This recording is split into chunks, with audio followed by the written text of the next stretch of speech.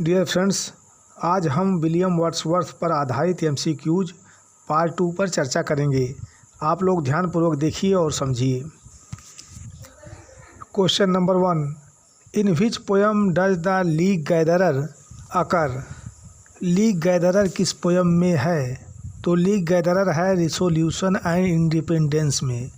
Resolution and independence में league gatherer है। This poem is written in rhyme royal stanza form. The poem gives us an idea of the transforming power of the imagination. Who is Wordsworth referring to in Brother, Englishman and Friend? Brother, Englishman and Friend में William Wordsworth ने किसका जिक्र किए हैं? तो वो जिक्र किए हैं स्पेंसर का। ब्रदर, इंग्लिशमैन एंड फ्रेंड में विलियम वर्ड्सवर्थ ने स्पेंसर का जिक्र किया है। When was Wordsworth born? कब पैदा हुए थे? 1770 में और उनकी मृत्यु हुई थी 1850 में। वह पैदा हुए थे 1770 में, उनकी मृत्यु हुई थी 1850 में। He was born at Kakar mouth in Cumberland. He was born at Kakar mouth in Cumberland. Which poem describes the walking tour in the Alps? Alps में वॉकिंग टूर का वर्णन कौन सी कविता करती है? आल्प्स में वॉकिंग टूर का वर्णन कौन सी कविता करती है? तो वो कविता है डिस्क्रिप्टिव स्केचेज वर्ड्सवर्थ की पहली वॉल्यूम है। When was the lyrical ballad published? When was the lyrical ballad published? lyrical ballad publish की गई थी 1798 में, 1798 में। lyrical ballad is considered to be manifesto of romantic revival of England. Wordsworth held the view that the common life of the poor simple people can serve as fit material for poetry. Wordsworth का विचार था कि सामान्य और गरीब लोगों का सामान्य जीवन पोइट्री के लिए मटेरियल हो सकता है। और to intimation of immortality describes soul lies in heaven before coming into the world. और टू इंटीमेशंस ऑफ इमॉर्टैलिटी नाम की कविता यह बताती है कि आत्मा धरती पर आने से पहले, इस दुनिया में आने से पहले स्वर्ग में रहती है। यह पोयम पिंडारिक ओड फॉर्म में लिखी गई है। इस पोयम में पोएट वर्ड्सवर्थ जन्म से पूर्व और मृत्यु के पश्चात के अनुभवों का वर्णन करते हैं। In Tintern Abbey whom does Wordsworth refer to? In Tintern Abbey whom does Wordsworth refer to? तो he refers to his sister. Tilton Abbey is the last poem of lyrical ballad. The dreary intercourse of daily life shall ever prevail against us or disturb our cheerful faith that all which we hold is full of blessings. From which poem have these lines been taken? These lines have been taken from Tinton Abbey. दैनिक जीवन की निरस्ता सदैव हम पर हावी रहेगी। यह हमारे इस हर्षित विश्वास को विचलित करेगी। जो कुछ हम धारण करते हैं वह सब आशीर्वादों से भरा है। Michael is a pastoral poem. Michael was written in 1800 at Doe Cottage, Grasmere. It is a pastoral narrative poem. It presents the life of a common old man, Michael. Question number 11. Michael is a shepherd in the poem. His son's name is Luke.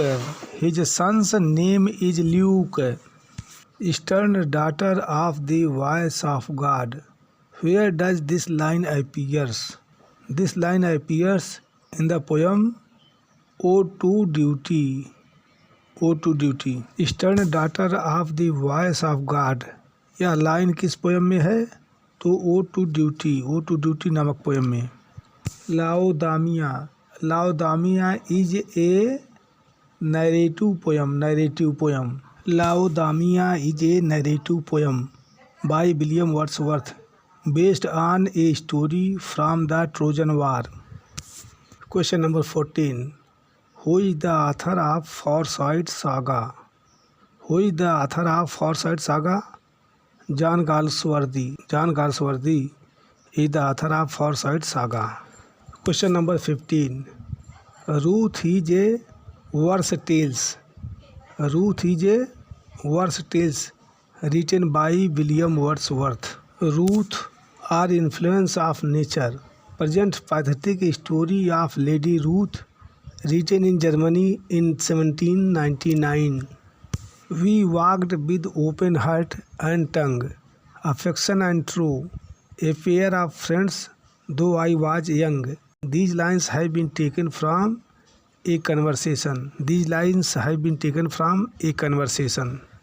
Bliss was it in that dawn to be alive, but to be young was very heaven. These lines have been taken from, ये लाइनें French revolution से ली गई हैं। She dwelt among the untrodden ways is a poem dealing with the grief over Lucy's death. She dwelt among the untrodden ways is a poem dealing with the grief over Lucy's death. Question number 19.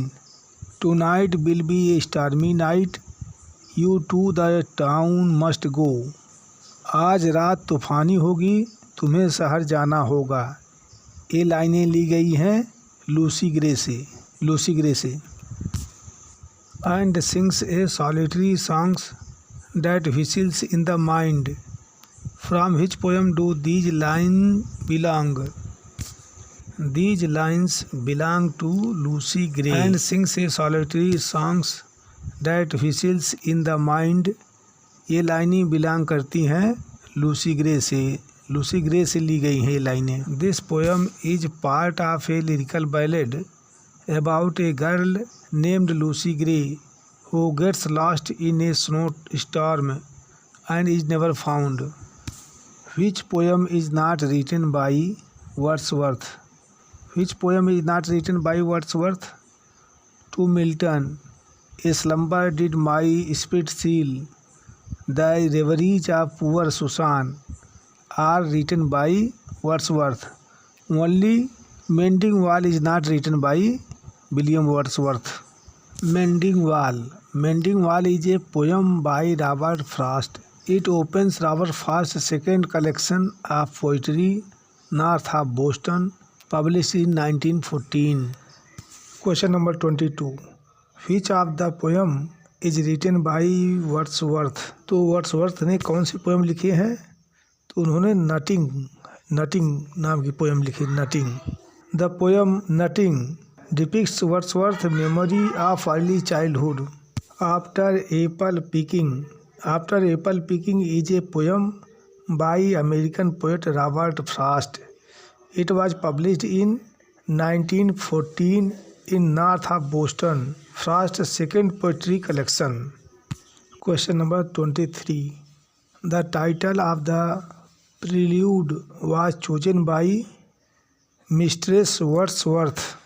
The title of the prelude was chosen by and given by Mistress Wordsworth. The prelude, or Growth of a Poet's Mind, is an autobiographical poem in blank verse by William Wordsworth. Wordsworth never gave it a title but called it the poem to Coleridge in his letters to his sister Dorothy Wordsworth. Which poem written by Coleridge describes France's invasion on the Republic of Switzerland? Coleridge द्वारा लिखित कौन सी कविता Switzerland गणराज्य पर France के आक्रमण का वर्णन करती है? तो वह कविता है फ्रांस एंड ओड कविता स्विट्जरलैंड गणराज्य पर फ्रांस के आक्रमण का वर्णन करती है। Who said I have a smack of Hamlet myself? Who said Shelley said I have a smack of Hamlet myself. Shelley ने कहा था मुझ में स्वयं हैमलेट की झलक है। शेली ने कहा था मुझ में स्वयं हैमलेट की झलक है। When was Christabel written? When was Christabel written? It was written in 1797 by Coleridge. Christabel लिखी गई थी 1797 में कॉलरिज द्वारा। When was Christabel published? When was Christabel published? Christabel was published in 1816. 1816. It was written in 1797 and it was published in 1816. Question number 28. The sight of the fluttering film makes the poet remember his school days in frost at midnight. फड़फड़ाती film को देखकर कवि को आधी रात को ठंड में अपने स्कूल के दिन याद आ जाती हैं। Question number 29. Who all collaborated to make literature adapted to interest mankind, which resulted in the lyrical ballads? मानव जात की रुचि के अनुकूल लिटरेचर बनाने के लिए किन लोगों ने सहयोग किया, जिसके परिणाम स्वरूप लिरिकल बैलेट का निर्माण हुआ? वे हैं वर्ड्सवर्थ और कॉलरिज, दोनों, अर्थात डी सही है, both A and B. Who wrote the famous preface to the lyrical ballads? Who wrote the famous preface to the lyrical ballads? William Wordsworth. William Wordsworth wrote the famous preface to the lyrical ballads. It was written in 1800 in second edition. Wordsworth. Nature was revelation of God. Wordsworth. Nature was revelation of God, ईश्वर का रहस्योद्घाटन है। Wordsworth का nature. What are the 3 stages of Wordsworth love of nature as described in Tintern Abbey? Wordsworth के love of nature का 3 stages क्या है Tintern अब्बी में जो वर्णित है? तो वो 3 स्टेजेज हैं। नंबर 1 है कि animal passion of childhood, B है impassion love of youth, C है मेच्योर लव, अर्थात तीनों सही है, all of the above. What according to Wordsworth is the power of nature? Wordsworth के अनुसार नेचर का पावर क्या है? तो नेचर का पावर है to teach, to elevate, to soothe and console, अर्थात डी सही है, ऑल ऑफ द अबव। उसका पावर टीचिंग करना भी है, एलिवेटिंग भी है, सूदिंग एंड कंसोलिंग भी है, तीनों है। Name Wordsworth spiritual autobiography. Wordsworth का स्पिरिचुअल ऑटोबायोग्राफी है the prelude. The prelude. In which poem these lines occur? For oft when on my couch I lie, in vacant or in pensive mood, they flash upon that inward eye, when is bliss of solitude. ये लाइनें the daffodils नामक कविता से ली गई हैं। ये लाइनें the daffodils नामक कविता से ली गई हैं। I wandered lonely as a cloud, also sometimes called daffodils, is a lyric poem by Wordsworth. This poem was written in 1804 and was published in 1807. Question number 36. Wherein do these words appear? Child is father of man. Child is father of man appears in the poem My Heart Leaps Up. My Heart Leaps Up. 37. Michael, the solitary reaper, to a Highland girl. All these poems depict simple common folk. Michael, the solitary reaper, to a highland girl, ये सभी कविताएं दर्शाती हैं साधारण आम लोगों को, दर्शाती हैं साधारण आम लोगों को।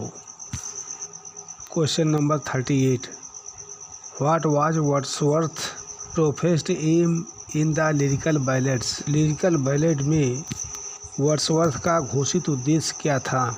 लिरिकल बैलेड में वर्ड्सवर्थ का प्रोफेस्ड एम था purge poetry of all conceit, कविता को सभी प्रकार के अहंकार से मुक्त करना।